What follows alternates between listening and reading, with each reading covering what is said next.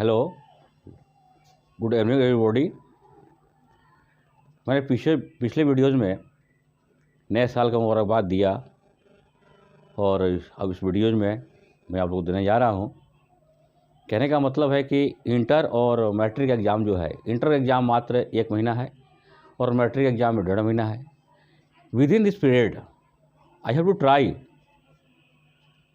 To complete your syllabus of grammar and objective questions. That's why now I am going to start use of there.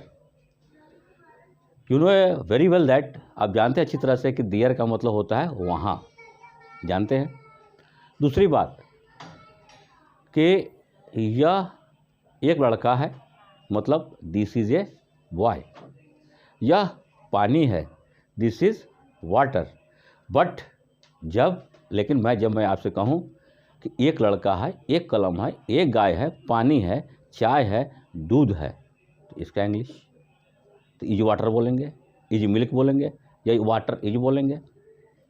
लेकिन but this all are wrong sentence. तो हमको सही, हम लोग पढ़ते किस लिए हैं, सीखते किस लिए हैं? शुद्ध बोलने और शुद्ध लिखने के लिए। Now I am going to start use of introductory there. Introductory there, use of introductory there। लेकिन इसमें कुछ ऐसे वर्ड्स मीनिंग आते हैं जो जरूरी है, जो मैं पहले लिख देता हूँ। हेयर मीन्स यहाँ, देयर मीन्स वहाँ, इन में या अंदर, ऑन पर या ऊपर, दिस यह या इस, दैट वह या उस, अंडर नीचे, किसी वस्तु के या किसी चीज़ के, ऐसा मीनिंग्स इसमें आएंगे।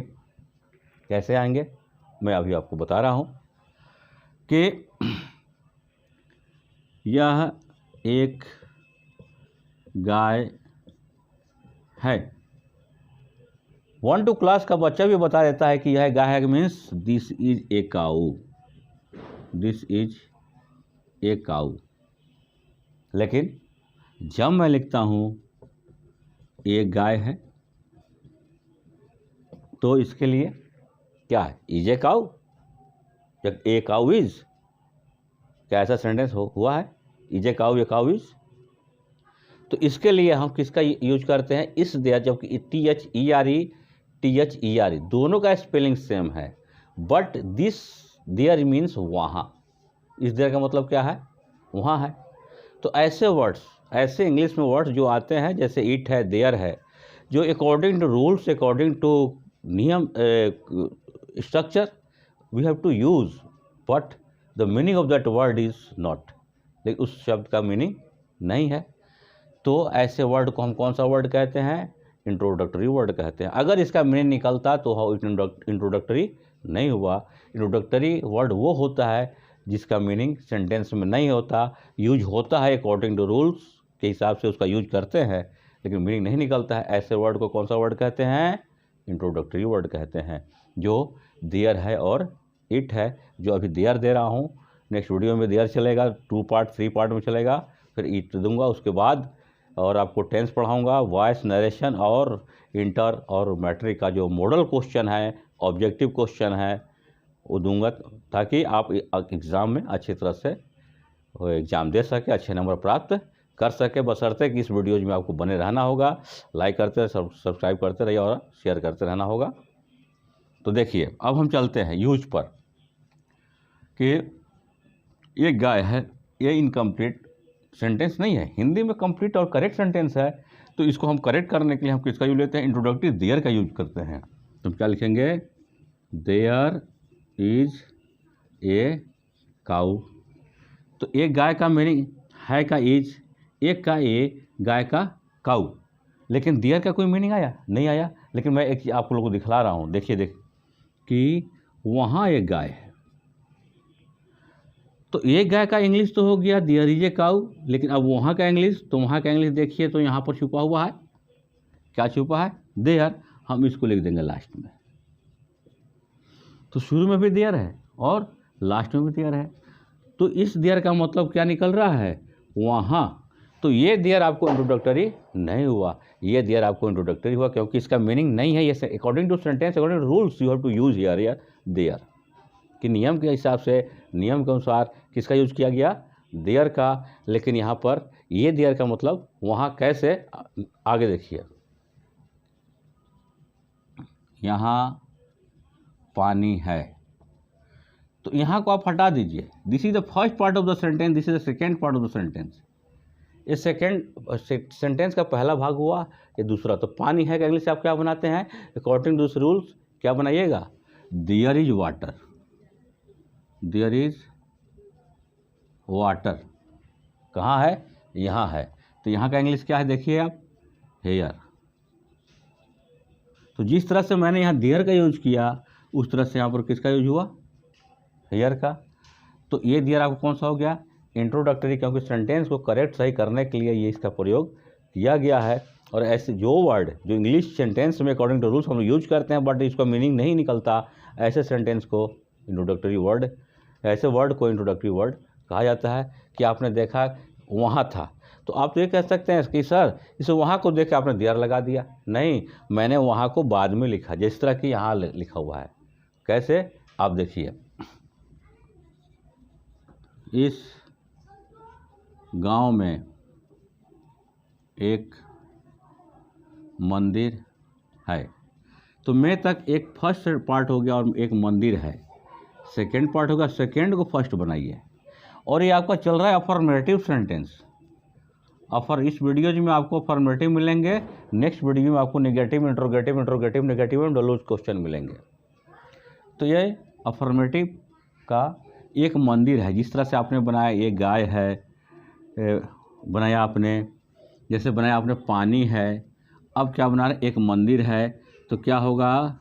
There is a temple. अब एक मंदिर है, कहाँ है भाई? इस गांव में। तो मे का इंग्लिश क्या आ रहा है? इन। तो मे का इंग्लिश क्या आ रहा है? इन। इस गांव में। तो इसका मीनिंग क्या है? आपको सबको जानता है दिस मीन्स यह होता है, लेकिन इसका मीनिंग क्या होता है? तो ये भी आप सुन लीजिए, इसका मीनिंग भी दिस होता है। तो इन दिस विलेज। तो हिंदी में जो सेकेंड पार्ट को फर्स्ट करते हैं, फर्स्ट पार्ट को हम सेकेंड पार्ट करते हैं। और ये ऐसा सेंटेंस होता है यूज ऑफ देयर का कि आप जितना स्पोकन करते हैं, जो ऐसे लेटर या कुछ भी कहानी स्टोरी लिखते हैं, इसमें देयर का जो है और इम्परेटिव सेंटेंस का और इंट्रोडक्टरी इट का बहुत योगदान होता है। इसी की वजह से अच्छी तरह से हम इंग्लिश लिख सकते हैं, पढ़ सकते हैं, बोल सकते हैं और समझ सकते हैं। इसलिए अब देखिए कि इस नदी में पानी है।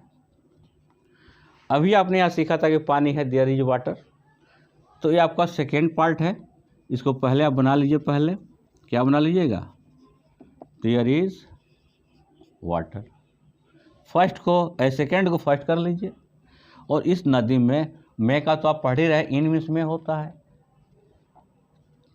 तो इन, हम इसको ठीक है, इसी रहेगा, इस नदी में। तो इसका आप क्या सीखे हैं अभी? दिस। और नदी का रिवर क्रॉस कीजिए। कहाँ प्रॉब्लम है इसमें? कोई प्रॉब्लम नहीं। लेकिन जैसे मैं आपसे कह रहा हूँ, किसी स्टूडेंट से पूछता हूँ कि भाई वह जा रहा है, वह जाता है, डॉक्टर के आने से पहले रोगी मर चुका था, पुलिस के आने से पहले चोर भाग चुका था, उससे इंग्लिश तो अच्छी तरह से बोल देते हैं। लेकिन जहाँ मैं लाता हूँ कि चाय है, चीनी है, दूध है, पानी है, तो फिर जैसे कि मैं आपसे लिखता हूँ चाय है, दूध है, तो क्या बोलेगा? इज टी या टी इज? इज मिल्क या मिल्क इज, क्या ऐसे इंग्लिश पॉसिबल है? तो इसमें हम किसका सहारा लेते हैं? इंट्रोडक्टरी देयर का नहीं, इंट्रोडक्टरी देयर का सहारा लेते हैं, क्योंकि इंट्रोडक्टरी मीन्स वो वर्ड जिसका हम सेंटेंस में अकॉर्डिंग टू रूल्स यूज करेंगे, बट उसका मीनिंग सेंटेंस में नहीं आएगा। जैसे तो आप क्या बनाइएगा इसका, देयर इज टी। अब मैं इसमें जोड़ता हूँ कि उस कप में चाय है, उस कप में, तो आपने क्या बनाया, चाय है का देयर इज टी। अब उस कप में, तो इन उसका, देखिए या उसका यहाँ पर लिखा हुआ है दैट, इन दैट कप, क्योंकि दैट क्या है, डेमोन्स्ट्रेटिव डिटरमाइनर्स है, संकेतवाचक डिटरमाइनर्स है, इशारा कर उस कप में, तो दैट कप। तो first part second part first बन गया और फर्स्ट पार्ट आपको सेकेंड बन गया। उसी तरह से दूध है, तो दूध है पहले आप बना लीजिए, देयर इज मिल्क। अब दूध है कहाँ, बाल्टी में, गिलास में, जग में, कंटेनर में, किस में है, तो उस बाल्टी में, उस बाल्टी में दूध है।